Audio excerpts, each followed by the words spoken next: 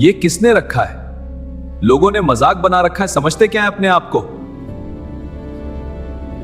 मैंने तुमसे कहा था कि मेरी नजरों से दूर रहो, तुम मेरे लिए मर गई हो, अब क्यों आई हो यहां?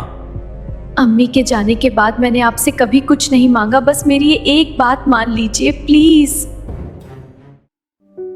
मैंने तुमसे कह दिया है कि तुम उस लड़के से शादी नहीं कर सकती।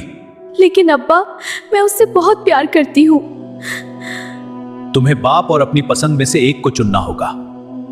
मैं आपसे भी बहुत प्यार करती हूँ, लेकिन मैं उसके बिना नहीं रह सकती।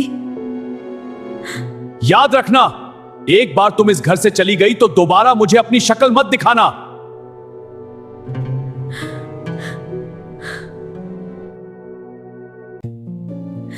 अब्बा, मेरे पास कहीं और जाने की जगह नहीं है।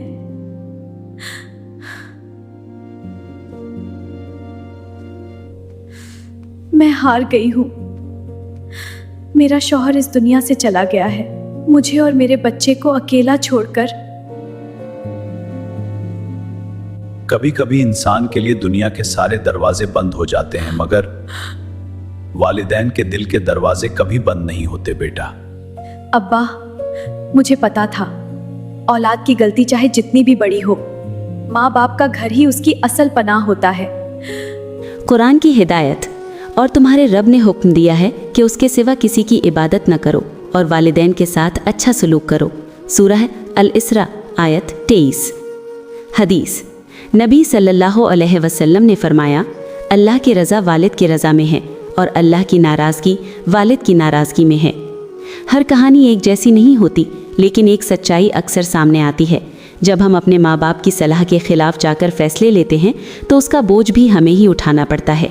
मोहब्बत अंधी नहीं होनी चाहिए, उसे समझ, सब्र और बुजुर्गों की दुआओं की ज़रूरत होती है। शादी सिर्फ दो लोगों का रिश्ता नहीं, दो परिवारों की जिम्मेदारी होती है। उस वक्त जो जज्बात सही लगते हैं वही आगे चलकर मुश्किल भी बन सकते हैं, और जब हालात बिगड़ते हैं तो इंसान फिर उसी दरवाजे पर लौटता है जहाँ से उसने कभी मुंह मोड़ लिया था। माँ बाप का दिल बहुत बड़ा होता है, वो माफ़ कर देते हैं, लेकिन हर बार किस्मत इतनी मेहरबान हो ये ज़रूरी नहीं। फैसले लेने से पहले एक बार ठहर कर सोचो। मोहब्बत के साथ अगर माँ बाप की रजामंदी भी हो तो ज़िंदगी आसान हो जाती है, और अगर कभी गलती हो जाए तो झुककर माफ़ी मांगना ही सबसे बड़ी बहादुरी है। ज़िद रिश्तों को तोड़ देती है, लेकिन मोहब्बत और माफ़ी उन्हें फिर से जोड़ देती है। माँ बाप के खिलाफ जाकर लिया गया हर कदम आज़ादी नहीं होता। कभी कभी वो एक ऐसा रास्ता बन जाता है जहाँ वापसी बहुत दर्द लेकर आती है।